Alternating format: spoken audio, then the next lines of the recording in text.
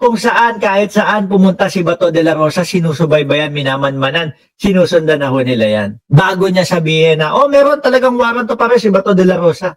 Kasi tignan niyo, alam niya kung nasaan. Alam niya kung saan pumupuntang lugar si Bato de la Rosa. Di ba? Oh. Baga, sabi mo, Mick Madi, ha?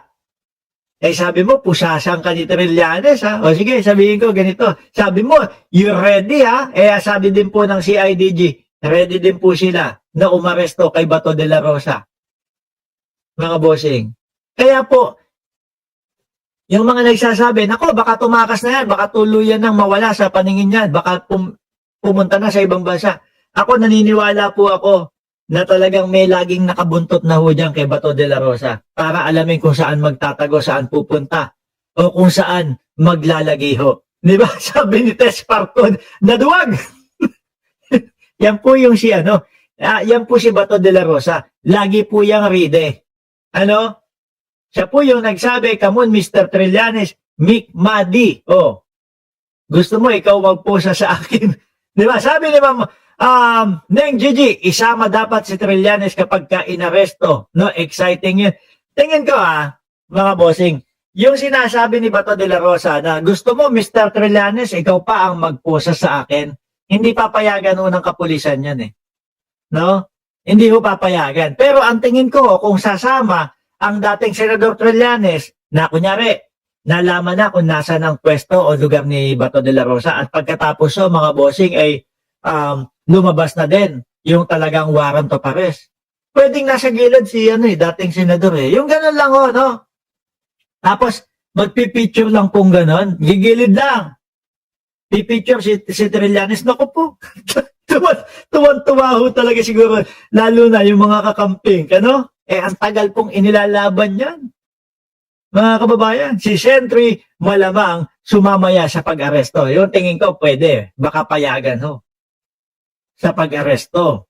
No? Pero yung siya yung mismong magpoposas, hindi ho papayagan ng mga kapulisan yun, mga bossing. Pag bobo talaga mahilig magtago, uy, grabe ka naman kay Senator Bato de la Rosa. Totoo po yan. Mag-boxing na lang kaya sila. Di yung kidnapin ang 10 nako. Ayan na nga po, inuumpisahan na po nga ng mga DDS, mga kababayan na kesyo daw po kikidnapin daw si Bato de la Rosa. Kikidnapin na naman si Bato de la Rosa. Ganyan. Kagaya lang din po nung ipinakalat nila kay dating Pangulong Duterte, kesyo daw po, kinidnap daw po ang dating Pangulo, mga bossing. Biruin mo, yung mga ng mga DDS, yung mga dahilanan ho, di ba? Eto pa isa, no? Nasaan na ba? Eto pa isa, pagka yan, nandoon na sa ICC, malamang manalangin niya, sana pupunta na si Bungo dito, para 3 kami nila dating Pangulong Duterte. Huwag kayo mag-alala, mga DDS. Dahil si Bungo naman daw, naman daw yan, first quarter of 2026. Yun. Magkakasama-sama na talaga sila dyan. Magluluto, baka magkakainan, at kung ano-ano pa, yung pwede nilang gawin. At least, etong dalawa na ito, matutupad ho, mga bossing, yung ipinangako doon sa mga DDS na sasamahan nila si dating Pangulong Duterte kahit saan magpunta. Di ba yan naman yung pinangako sa mga DDS Bago mag-eleksyon, pagkatapos ng eleksyon or whatever, kung alin man dyan, sasamahan natin si Tatay Digong. Ito na, pagkakataon ninyo. Hindi na kayo gagastos ng pamasahe.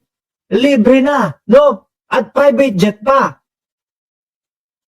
Hindi na kayo gagastos ng pamasahe, hindi na kayo hahalo sa ibang tao. Kayo-kayo lang. Aba, ang dami po yata ang nangangarap na makasakay ng private jet. Biruin mo yun. Sabi ni BMB, Mama Labs, naubos na ang DDS senador. Malamang ganyan ang mangyari dyan, mga bossing. Talagang mauubos po yung mga DDS senator dyan, no? At ang nakikita ko baka si Ruben Padilla at sino ba yung isa? Si Ruben Padilla at si Boy 10K na lang ang matira diyan sa mga senador na yan. Bakit to, mga bossing? Ito pa yung isa, isa pa din ito. Nanganganib din po. Nanganganib mapasok sa oblo. Nanganganib matanggal sa pagkasenador. Diba? Marcoleta faces perjury complaint, mga kababayan. Sabi naman ni Marcoleta, mga bossing, wala namang batas na nagsasabi na dapat isulat niya yung mga kaibigan o yung mga donors nung kanyang panahon ng eleksyon. Sabi po ni Marcoleta yon. Sino po ba ang pakikinggan natin? Si Rodante Marcoleta na sinasabi pong lowest rank na abogado o versus po itong mga nagpapaliwanag, mga kababayan, na mali yung ginawa ni Marcoleta na hindi pagsulat ng mga donor doon sa kanyang sose, doon sa expenditure ng kanyang kampanya. Diba? Kasi po ang sabi ng sose, mga bossing, ang sabi ng batas, ilagay mo lahat dyan ng mga nag-donate sa iyo, ng mga tumulong sa iyo, sa iyong kampanya. Pero yung kay Marcoleta, wala, zero, mga bossing. Di ba kasama po doon sa pagpasa nun, ang panunumpa na, ito po, yung aking sose, sinusumpa ko po dyan, no?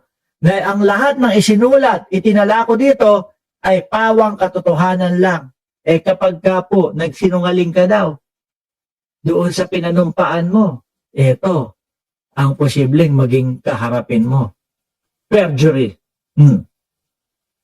Nung una, ang nakita natin, 1 taon hanggang 6 na taon na posibleng makulong po si Marcoleta. Pag napatunayan. Panoorin mo lang yung interview niya doon sa Net25 at panoorin mo kung ano daw yung sinabi niya o sinulat niya doon sa kanyang sose. Alam mo na nagsinungaling siya. Ang hirap po nang ilulusot nito, mga bossing. Ewan ko kung sino ang kukuhanin na lawyer, abogado ni Marcoleta. Ang nakikita ko dito, mga kababayan, ang gagawin na naman po nila, i-style na naman po nila to. Yung style po ng pag-uudlot na naman po. Hanggang sa makalimutan ng tao, hanggang sa makakita tayo ng butas para ibasura na lang yung kaso na yan.